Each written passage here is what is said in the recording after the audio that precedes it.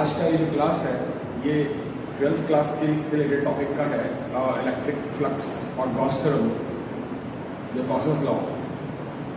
अब तक इलेक्ट्रोस्टैटिक्स में हम लोग जो पढ़ चुके हैं वो कूलम्ब्स लॉ और इलेक्ट्रिक फील्ड के बारे में पढ़ चुके हैं।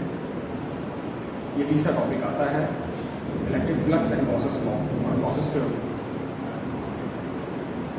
एक्चुअली ये जो इलेक्ट्रिक फ्लक्स है और ये एक फिजिकल क्वांटिटी है जो हमको किसी भी गिवन एरिया से नॉर्मल टू द सरफेस कितनी इलेक्ट्रिकल लाइन्स ऑफ फोर्सेस पास कर रही हैं उसका आइडिया देती है। या आप ये भी कह सकते हैं कि एक तरीके से हमको ये इलेक्ट्रिक लाइन्स ऑफ फोर्सेस की डेंसिटी का आइडिया देती है। क्या मतलब, किसी गिवन एरिया से कितनी लाइन्स ऑफ फोर्सेस पास कर रही हैं। ज़्यादा से ज़्यादा लाइन्स ऑफ फोर्सेस पास करेंगी तो हम उसको ज़्यादा डेंस बोलेंगे। डेफिनेशन के हिसाब से कह सकते हैं it is the physical quantity giving the idea about the number of electrical lines of forces passing through given area normal to the surface. हालांकि अगर नॉर्मल सरफेस का मतलब सरफेस के परपेंडिकुलर, जैसे ये कोई सरफेस है इसके परपेंडिकुलर, ऐसे ये कोई सरफेस है, अगर ये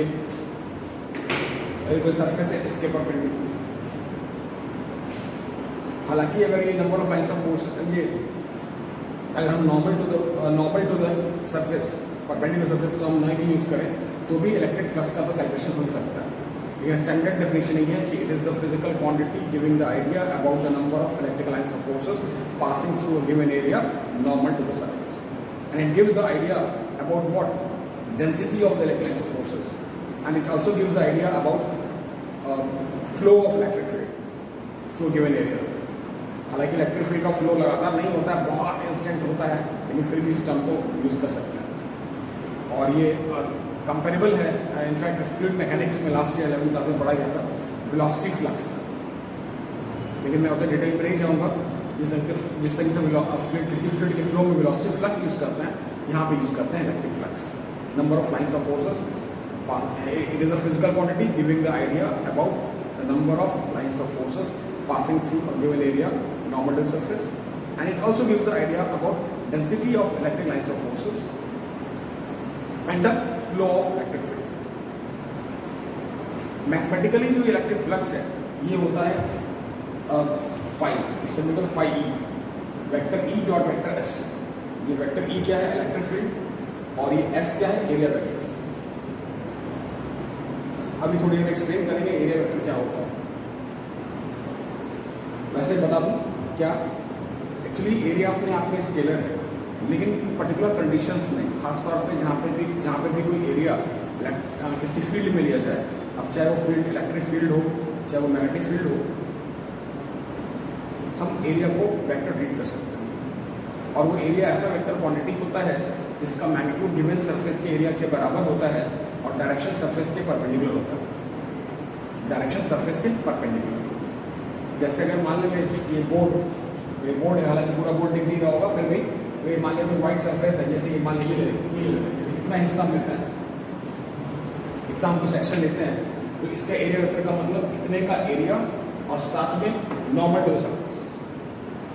या अगर मैं अपने पाम के हिस्से का एरिया वेक्टर ढूंढूं तो वो ऐसा वेक्टर होगा जिसका मैग्नीट्यूड गिवन सरफेस के एरिया के बराबर होगा, गिवन सरफेस के एरिया के बराबर, और डायरेक्शन सरफेस के नॉर्मल, डायरेक्शन सरफेस के नॉर्मल परपेंडिकुलर,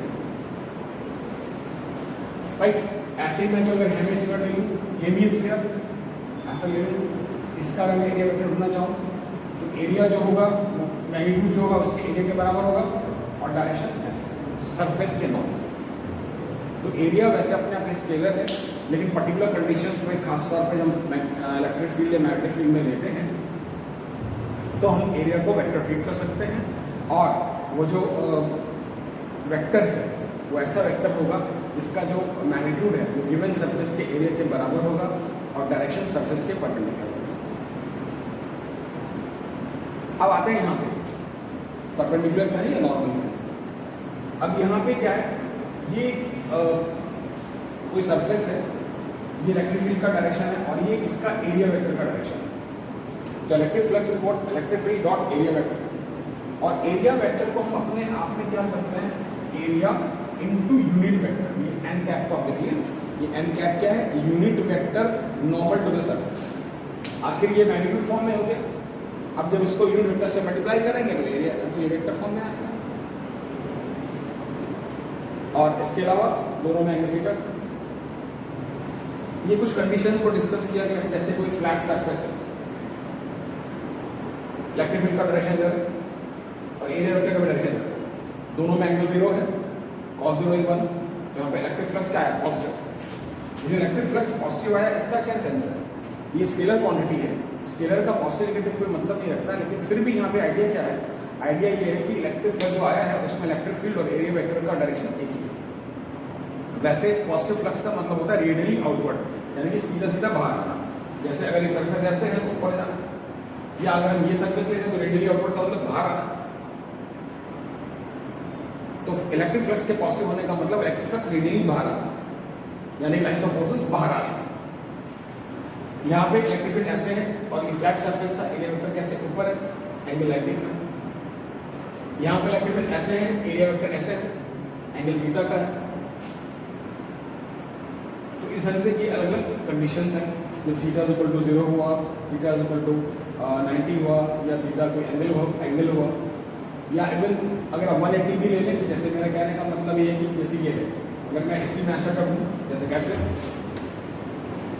अगर मैं ऐसा कर देता हूँ, आप चौथा केस भी ले सकते हैं क्या, अगर ऐसा कर दें, ये सरफेस है और आपका ये इलेक्ट्रिक फील्ड है, यहाँ पे एरिया वेक्टर है, तो यहाँ पे flux is equal to E dot S और ये आएगा ई एस क्रॉस 180 या माइनस ई एस, यानी नेगेटिव। नेगेटिव से क्या मतलब है, रेडियली इनवर्ड। ये खास तौर पे अगर हम कोई नेगेटिव चार्ज ले लेंगे तो नेगेटिव चार्ज का फील्ड क्या होगा, अगर मैंने यहाँ पे कोई नेगेटिव चार्ज लिखा तो फील्ड अंदर की तरफ जाएगा टुवर्ड्स द चार्ज, और यहाँ पे मैंने कोई पॉजिटिव चार्ज रखा जैसे यहाँ पे लिखते हैं, अगर मैं यहाँ पे कोई नेगेटिव चार्ज ले लूँ तो फील्ड अंदर जाएगा, एरिया वेक्टर बाहर होगा, एंगल 180 का। अगर मैं यहाँ पॉजिटिव चार्ज ले लूँ तो एरिया वेक्टर भी बाहर आएगा नॉर्मल टू द सरफेस, और इसका फील्ड भी बाहर आएगा। तो ये डिफरेंट कंडीशंस हैं। अब गॉस लॉ के स्टार्ट करने से पहले, गॉस लॉ के स्टार्ट करने से पहले हम लोग थोड़ा सा कुछ मैथमेटिकल अप्रोच देखेंगे, कुछ मैथमेटिकल टर्म्स को देखेंगे, फिर गॉस लॉ पे जाएंगे। उससे पहले यहाँ पे एक चीज और बताना चाहेंगे, SI unit of electric flux, SI unit of electric flux.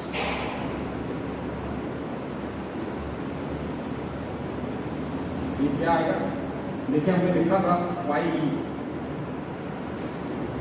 E S cos theta, electric field का यूनिट और एरिया का, इलेक्ट्रिक फील्ड यूनिट पर कूलम, एरिया का मीटर स्क्वायर, ये इसका यूनिट होगा। वैसे यहाँ पे न्यूटन इंटू मीटर को जूल ले सकते हैं और जूल पर कूलम को वोल्ट, न्यूटन इंटू मीटर को जूल और जूल पर कूलम को वोल्ट, यहाँ पे क्या आ जाएगा वोल्ट, राइट। तो ये आपका इलेक्ट्रिक फ्लक्स का यूनिट होगा। अब आते हैं क्या, जो कुछ मैथमेटिकल टर्म्स हैं, जो मैथमेटिकल टर्म्स हैं उस पर आते हैं। जैसे यहाँ पे, जैसे मैंने एरिया वेक्टर के लिए कहा तो आप लिख लें, area vector is a vector whose magnitude is equal to the area of the given surface and direction is normal to the surface. Direction is normal to the surface. ये आपका area vector का definition है। वैसे पहले भी बोला गया कि एरिया स्केलर है, लेकिन अगर हम फील्ड में कोई एरिया लेते हैं, फील्ड में हम कोई एरिया लेते हैं तो उसको हम वेक्टर ले सकते हैं। ग्रेविटेशनल फील्ड की इलेक्ट्रिक फील्ड में लें या मैग्नेटिक फील्ड में लें तो हम उसको एरिया को एज अ वेक्टर ट्रीट कर सकते हैं। अब यहाँ पर एक बात आती है, एक टर्म हम यूज़ करेंगे जब गॉस थ्योरम प्रूफ करेंगे, उससे पहले उसमें हमको एक टर्म की जरूरत पड़ेगी सॉलिड एंगल की। तो सॉलिड एंगल के बारे में एक चीज़ बताना चाहेंगे एक होता है प्लेन एंगल, जैसे किसी सरफेस पे हमने कोई ऐसा सरफेस, किसी सरफेस ये प्लेन है, ये ऐसा है ना, ये आपका बोर्ड ऐसे ऐसे ऐसे करके ये बोर्ड का प्लेन है। अब यहाँ पे हमने कोई ट्रायंगल बनाया, ये जो एंगल थीटा है, ये एंगल सब क्या प्लेन है, सब क्या है प्लेन है। अब हम जैसे कोई सर्कल का जो एंगल इनक्लोज है प्लेन है, यानी किसी सरफेस पे अगर आप कोई क्लोज फिगर बना रहे हैं सरफेस पे, तो उस समय एंगल बंद होता है, एंगल इनक्लोज होता है, वो होता है आपका प्लेन एंगल। इसी तरीके से अगर हम कोई 3D फिगर लें, जैसे स्फीयर, यानी कि जो वॉल्यूम के टर्म में लें, तो 3D फिगर में जो एंगल इनक्लोज होता है बाय द गिवन एरिया, उसको बोलते हैं सॉलिड एंगल, उसको बोलते हैं सॉलिड एंगल। जैसे स्फीयर है, या कोई सॉलिड कोन ले लें, जो घर का टोपी, उसके कोने पे जो एंगल इनक्लोज होता है, जैसे ये कोई सॉलिड कोन है, हॉलो कोन नहीं, ये सॉलिड कोन है, यहाँ जो एंगल इनक्लोज है तो क्या है सॉलिड एंगल। वैसे सॉलिड एंगल का गॉस थ्योरम के कॉन्सेप्ट में कोई ज़्यादा कंसर्न नहीं है, सिर्फ फॉर्मूला डेरिवेशन की उसकी ज़रूरत है, लेकिन फिर भी हमको जानना चाहिए उसके बारे में, क्योंकि जो हम पर्टिकुलर डेरिवेशन करेंगे उस डेरिवेशन के स्टेप में सॉलिड एंगल की हमको जरूरत पड़ेगी।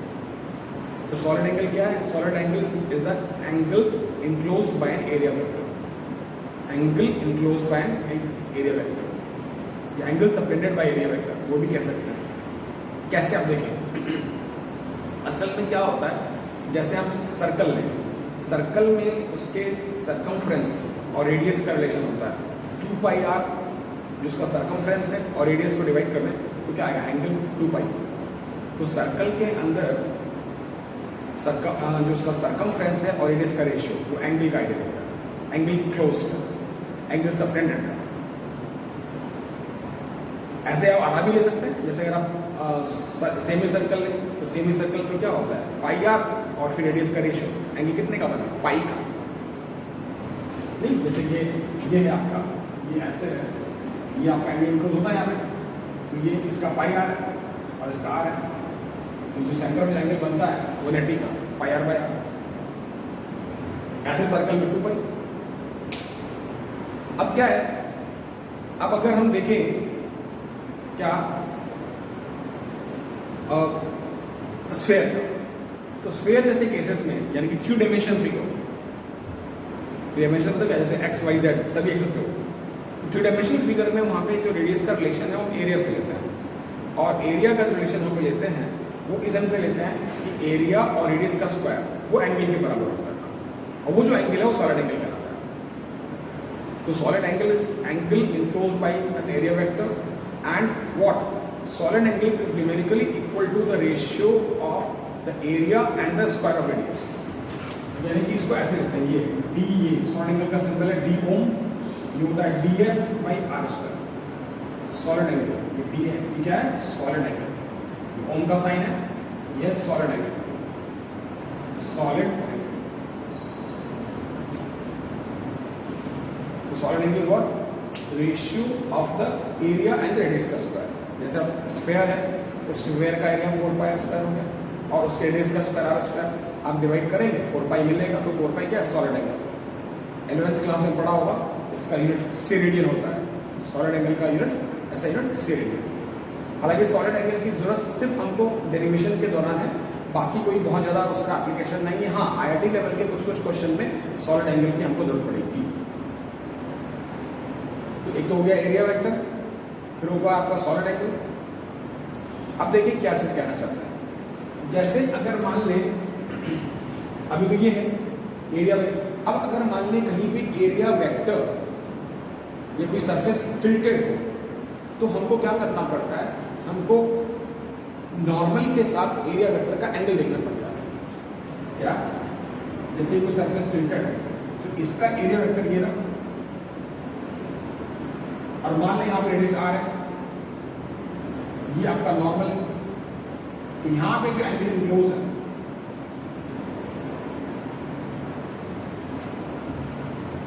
ये नॉर्मल और area vector, N stand for normal, normal और एरिया वेक्टर में एंगल इनक्लोज क्या है, थीटा।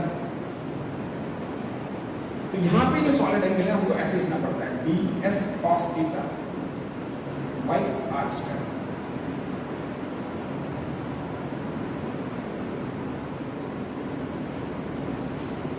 यानी कि कहीं पे अगर एरिया वेक्टर नॉर्मल से टेंटेड हो, यानी कि एरिया वेक्टर का डायरेक्शन, तो वहां पे ds cos theta by R square, यानी कि आपको एरिया वेक्टर का कंपोनेंट लेना पड़ेगा along the normal. Area vector का कंपोनेंट लेना पड़ेगा अलोंग द नॉर्मल। ये आपका सॉल्व है।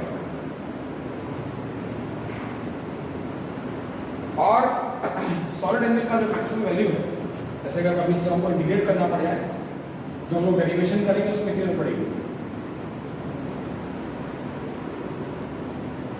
इसका मैक्सिमम वैल्यू 4 पाई। हालांकि एनसीईआरटी में या बोर्ड लेवल पे जो डेरिवेशन किया गया है उसमें सॉलिड एंगल का यूज नहीं किया गया है गॉस थ्योरम का। अब कैसे अभी बताएंगे आपको। उसमें सीधा उन्होंने स्फीयर ले लिया है, लेकिन अगर हम कोई आर्बिट्ररी सरफेस लेंगे और उसके सारे गॉस थ्योरम को प्रूव करेंगे, अभी गॉस थ्योरम बोला नहीं गया, बोलने वाले हैं, तो गॉस थ्योरम को अगर प्रूव करेंगे तो वहाँ पे हमको सॉलिड एंगल की जरूरत पड़ेगी। तो सिंपल याद रखें कि एरिया वेक्टर क्या हुआ, फिर एरिया वेक्टर का जो एंगल इनक्लोज है वो क्या है, सॉलिड एंगल है। और अगर कभी एरिया वेक्टर नॉर्मल से टिल्टेड है, अब ये चीज़ अगर ऐसे झुका नहीं होता, ऐसे होता तो नॉर्मल यहाँ होता। मेरा कहने का मतलब है, इसको और क्लियर करके देखेंगे। अगर ये ऐसे होता, ऐसे, तो कोई प्रॉब्लम नहीं था, यही नॉर्मल भी है, यही एरिया वेक्टर का डायरेक्शन भी है। लेकिन यहाँ पे टिल्टेड है, एंगल आ गया, तो आपको क्या करना पड़ेगा, एरिया वेक्टर का कंपोनेंट लेना पड़ेगा। क्या करने के लिए, सॉलिड एंगल करने के लिए। और सॉलिड एंगल का ही फॉर्मूला होगा। एग्जाम्स में कोई आपसे सॉलिड एंगल क्या होता है नहीं पूछेगा, लेकिन जब हम लोग गॉस थ्योरम का फॉर्मूला डिराइव करेंगे वहाँ पे बीच के एक स्टेप में इसकी जरूरत पड़ेगी। अब आते हैं गॉस थ्योरम में।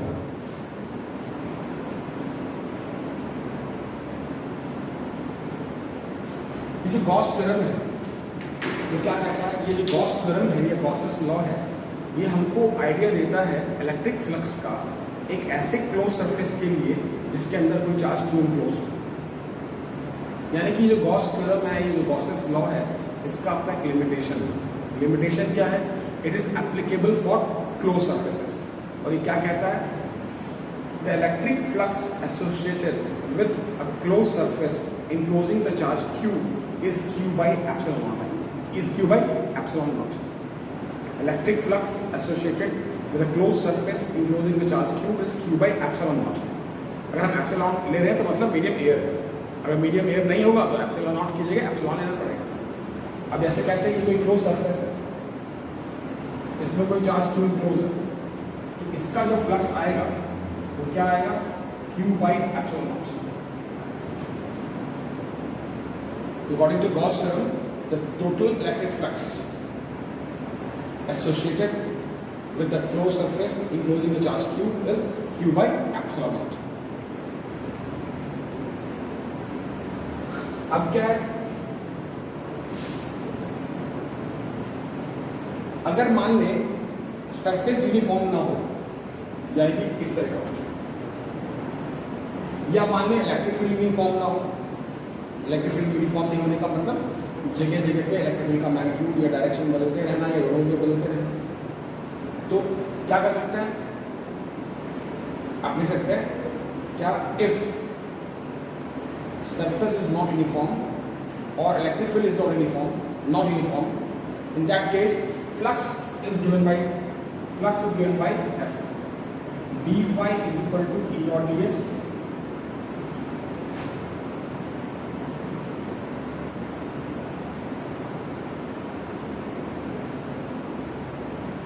and total flux is equal to E dot ds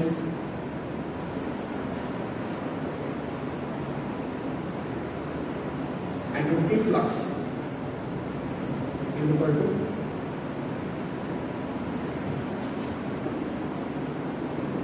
E dot ds.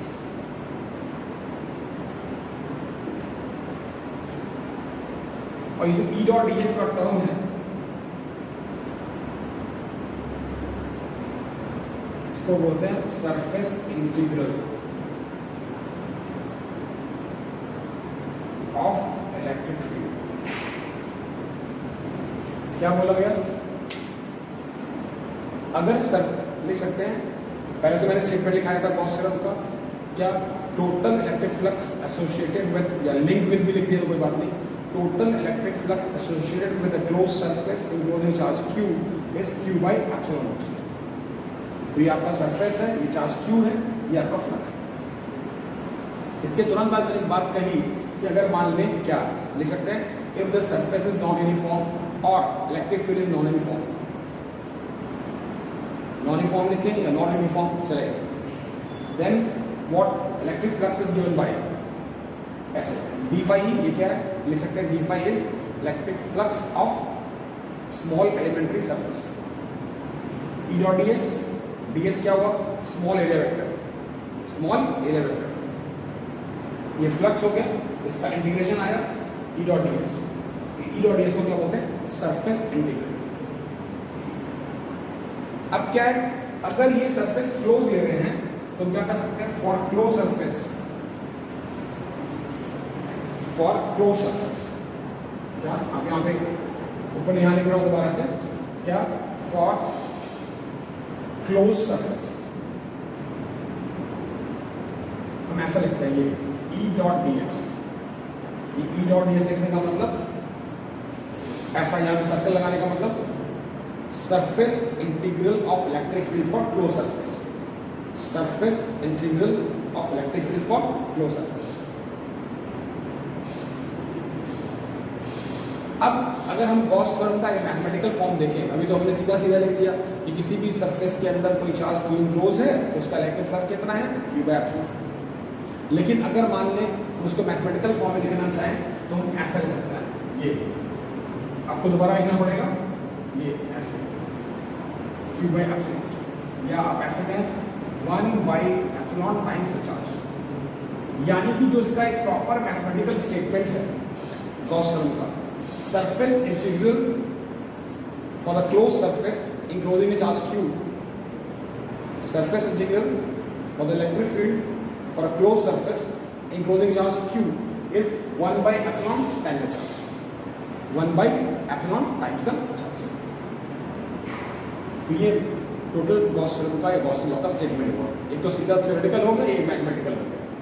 Mathematical की जरूरत जहाँ पर ज़्यादा वहाँ पे पड़ती है जहाँ पे आप कोई सरफेस ऐसा ले रहे हैं जो नॉन यूनिफॉर्म एरिया का है, या फिर इलेक्ट्रिक फील्ड भी आपका नॉन यूनिफॉर्म। नेक्स्ट देखिए proof of Gauss theorem. Gauss theorem का जो प्रूफ है इसको दो तरीके से कर रहे हैं, एक तो स्फेरिकल सरफेस को लेके कर रहे हैं और एक आर्बिट्ररी सरफेस को। अगर क्लोज सरफेस को लेके करते हैं, अगर स्फेरिकल सरफेस को लेके करते हैं तो लिखें प्रूफ ऑफ गॉस थ्योरम या गॉसेस लॉ। पहला लिखें considering a spherical surface, we have considered a sphere of radius small r including a charge q। अब देखें यहाँ पे ये इलेक्ट्रिक फील्ड है और ये अगर मान लें यहाँ पे छोटा सा एरिया वेक्टर लें ds,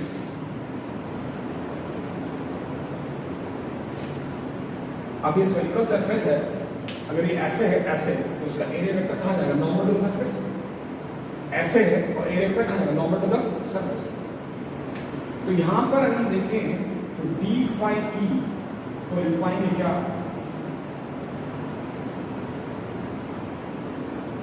E डॉट ds, और यहाँ पे इलेक्ट्रिक फील्ड और एरिया वेक्टर में एंगल 0 का बन रहा है, इलेक्ट्रिक फील्ड और एरिया वेक्टर में कितने का बन रहा है, 0 का। तो यहाँ पे क्या आएगा, d phi e is equal to e ds cos 0, या d phi e is equal to e ds। साथ में d phi e की जगह क्या लिख पाएंगे, electric field two point charge क्या होता है, q upon 4 pi epsilon not r square, और साथ में यहाँ पे ds। टोटल फ्लक्स के लिए इसको इंटीग्रेट,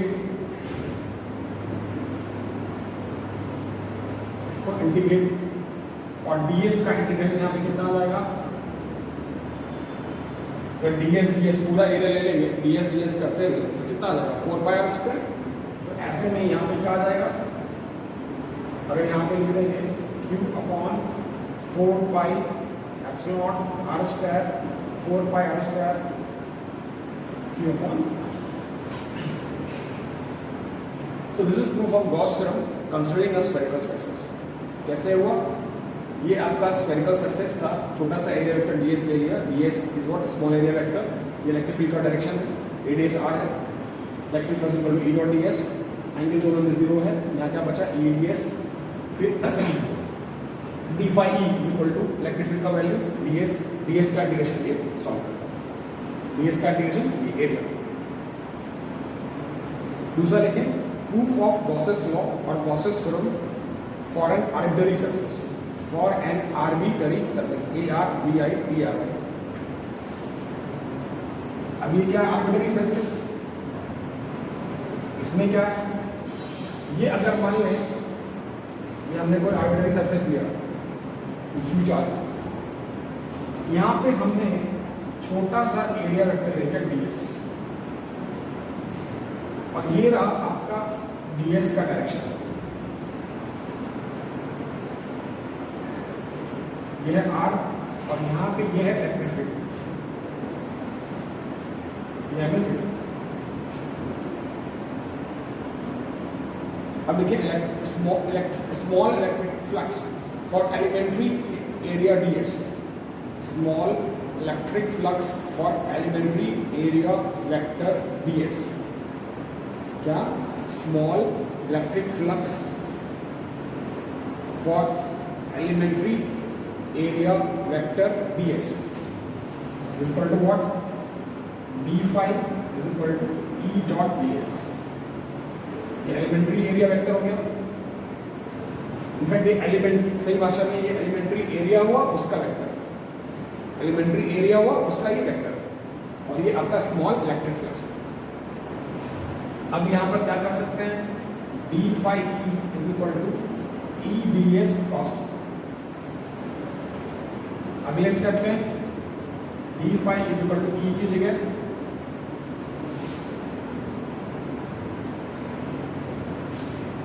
अब टोटल फ्लक्स के लिए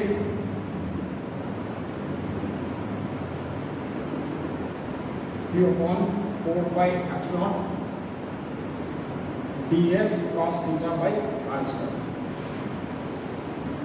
या फ्लक्स इज इक्वल टू, इसको डिवाइड करेंगे तो Q upon 4 pi epsilon naught into 4 pi equal to Q by epsilon not.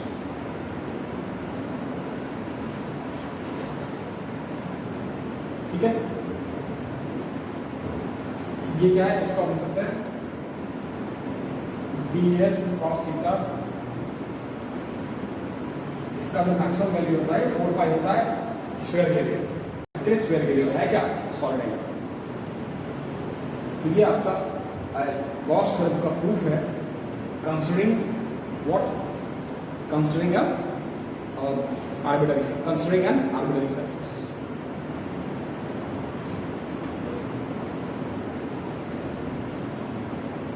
अब आते हैं इसमें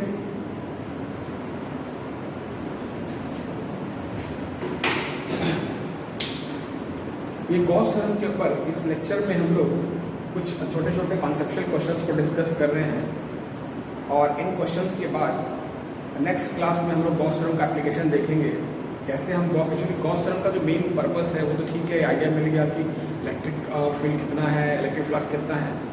इसके अलावा गॉस थ्योरम का जो एप्लीकेशन है वो क्या है? डिफरेंट कंडीशंस में इलेक्ट्रिक फील्ड के फॉर्मूले को डिराइव करना। हालांकि उसकी अपनी एक लिमिटेशन है क्या कि it is only applicable for close surfaces, but है बहुत काम की चीज़। तो हम लोग आगे पढ़ेंगे, आगे सीखेंगे अगले 2-3 क्लासेस में कि किस तरीके से गॉस थ्योरम का एप्लीकेशन करके हम इलेक्ट्रिक फील्ड का फॉर्मूला ड्राइव कर सकते हैं अलग अलग कंडीशंस में। तो अभी आपसे छोटा छोटा 2-3 कॉन्सेप्चुअल है वो हम लोग डिस्कस कर रहे हैं, और नेक्स्ट क्लास में और भी हाई लेवल का कॉन्सेप्चुअल डिस्कस करेंगे। Then we will start with what electric field of different conditions by using Gauss theorem. तो लिखें some basic conceptuals on Gauss theorem. अब होता क्या है, गॉस थ्योरम के साथ एक लिमिटेशन ये है कि इसके पास ये क्लोज सरफेसेस के अप्लाई होता है। तो कहीं पे भी अगर हमको गॉस थ्योरम अप्लाई करना होता है तो हमको एक इमेजिनरी क्लोज सरफेस लेना होता है जिसको हम गॉसियन सरफेस कहते हैं। आमतौर पर जो गॉसियन सरफेस है, गॉसियन सरफेस, हालांकि अगले 2-3 क्लास में इसका बहुत यूज होगा, आपको आइडिया लगेगा। तो गॉस थ्योरम को अप्लाई करने के लिए we have to consider imaginary close surface which we call as Gaussian surface. और कोशिश ये रहती है कि जो गॉसियन सरफेस लें ये एक तरह से सिमेट्रिकल सरफेस है। जैसे कोई क्यूब है, ऊपर का फेस नीचे से सिमेट्रिकल है, बाएं का फेस दाएं से मिलता जुलता है, सामने का पीछे से। पॉइंट चार्ज के लिए वो आपका स्फेरिकल होता है।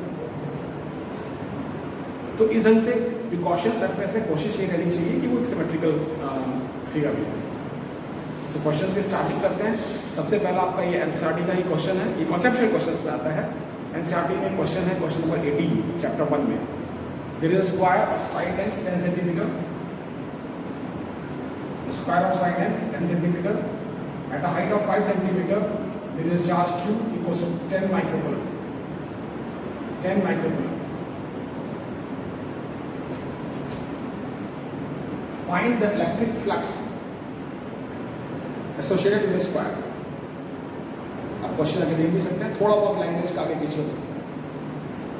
अब ये स्क्वायर है, इस स्क्वायर को ध्यान में रखते हुए अगर हम कोई गॉसियन सरफेस बनाए तो एक क्यूबिकल बनेगा। अब देखिए क्यूब का हर एक फेस कैसा है, स्क्वायर की तरह। अब इसको ध्यान में रखते हुए हम जो क्यूब बनाए इस ढंग से,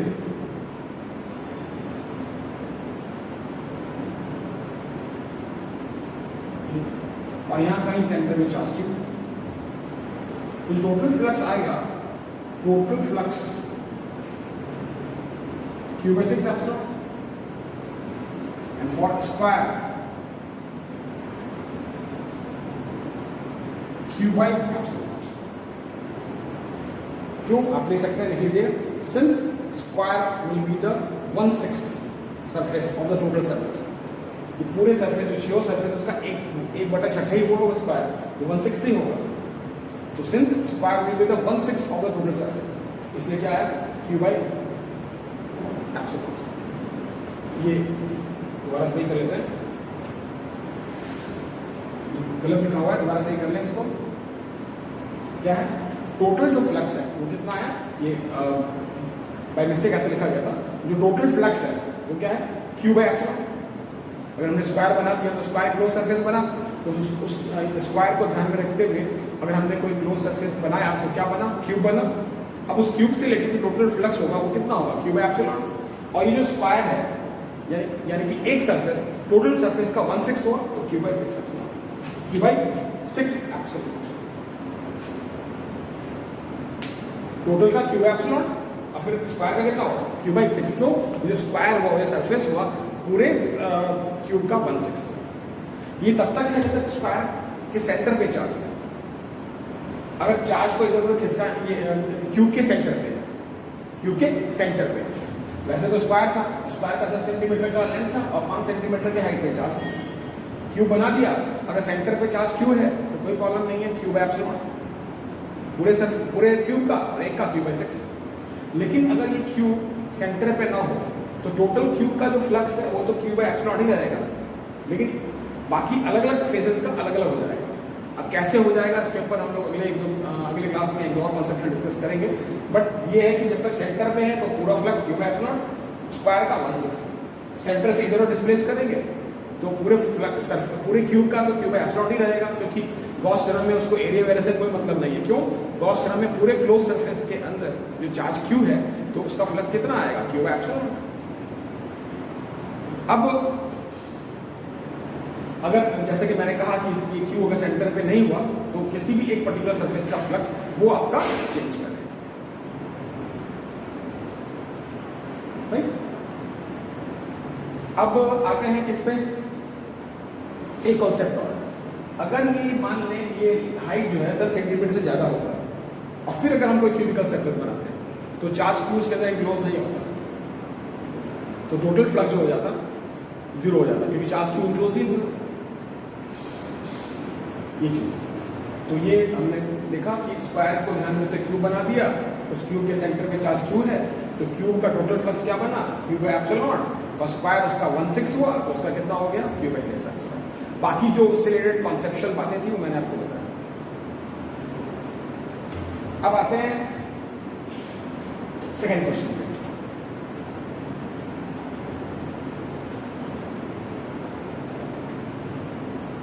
ये किसी जमाने में जेई में आईटी में जेई में आया क्वेश्चन है, नेट में भी आया हुआ है। क्या, जैसे given is the hemisphere under different conditions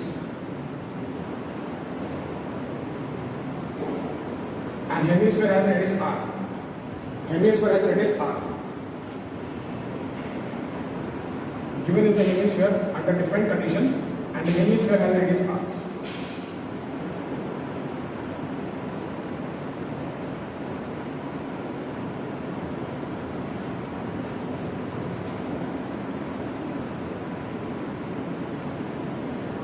और करना क्या है, we have to find electric flux, we have to find electric flux associated with the curved surface. Electric flux associated with the curved surface. Electric flux associated with the curved surface. ये आपका curved surface है, ये आपका plane है। Total flux जो आएगा, मतलब ये हेमिस्फीयर है, तीन अलग अलग कंडीशंस में रेडियस r है, और आपको हर एक केस में क्या बताना है, कर्व सरफेस से रिलेटेड इलेक्ट्रिक फ्लक्स।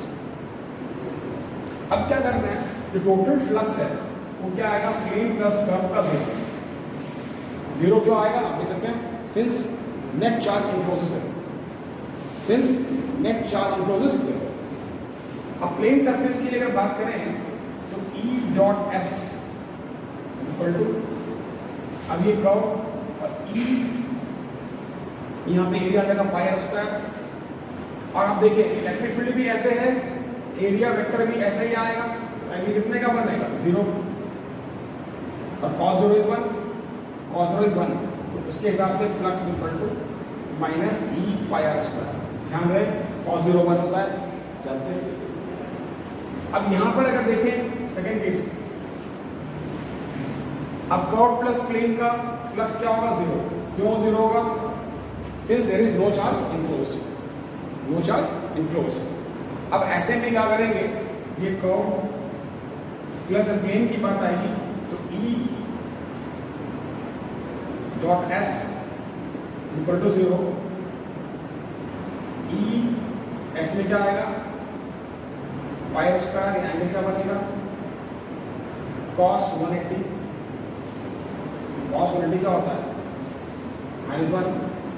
क्यों, एरिया वेक्टर कहाँ है, इधर, ध्यान से देखिए, एरिया वेक्टर कहाँ है, इधर, और इलेक्ट्रिक फील्ड कहाँ है, इधर।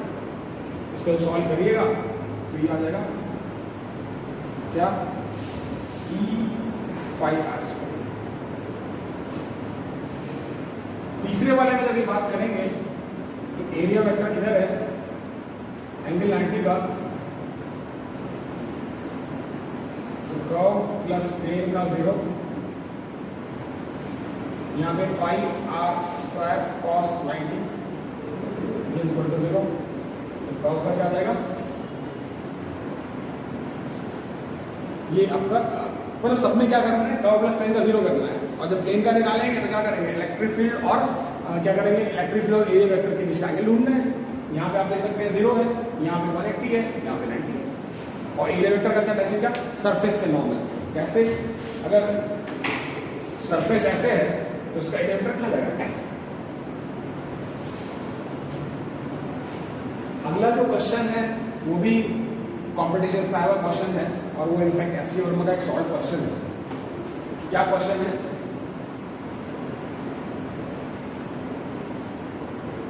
वो क्वेश्चन ये है कि there is a uniformly charge circular ring having total charge capital Q and radius smaller. There is a uniformly charge ring having total charge capital Q and radius smaller. A sphere is made in a manner that its center lies on the periphery of the ring. That is, center lies on the periphery of the ring. Find the flux associated with the sphere. थोड़ा बहुत words का हेर फेर हो सकता है, question है ये solve, ये उसका example. Find the flux associated with the sphere. Sphere also has a radius smaller. Sphere also has a radius smaller. यानी कि ये क्वेश्चन क्या कहता है, आप रुक के दोबारा क्वेश्चन सुन सकते हैं। There is a charge circular ring having a small r and total charge capital Q. A sphere is made with the center on the periphery of the ring and radius of the sphere is also small r. Find the flux associated with the sphere. Words का थोड़ा बहुत आगे पीछे हो सकता है, question यही है. एक्चुअली मेरी आदत नहीं है बुक्स को खोल के बताने की, आप बुक खोल के भी उसको पढ़ सकते हैं क्वेश्चन. अब देखिए ये रिंग है, ये उसके ऊपर चार्ज है, यूनिफॉर्मली डिस्ट्रीब्यूटेड है. ये हमने स्फीयर बनाया, स्फीयर का सेंटर ये ओ क्या है, स्फीयर का सेंटर.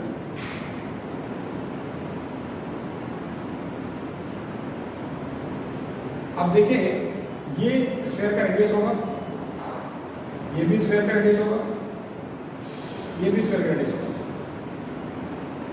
अगर आप ऐसे पूरा फिगर बना दें इस ढंग से, नहीं ये आर, तो एंगल अपने आप 60. ट्राइंगल का सम 180 होता है एंगल्स का, तो पूरे का 180 होगा, ये एंगल तो बराबर हो गया.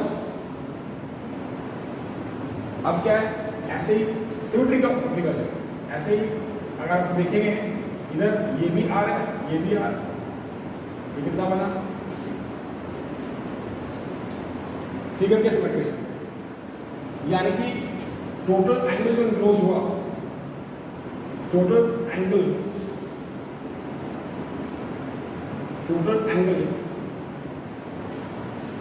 formed by the ring 120 degree. अब ध्यान सुनिएगा, 2 पाई आर सरकमफ्रेंस है,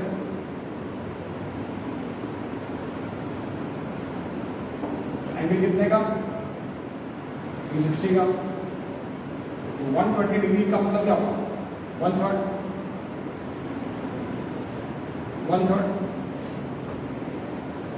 of the circumference